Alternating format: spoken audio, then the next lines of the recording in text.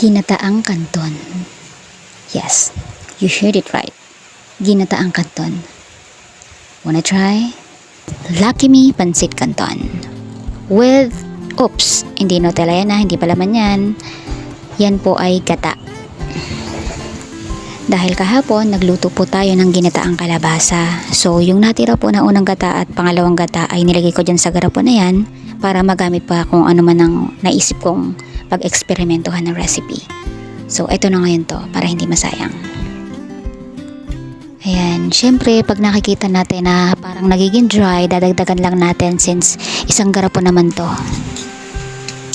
Tapos, ayan,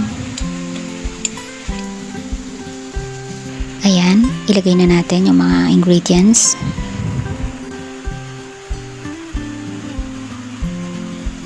And ito na. Say ah.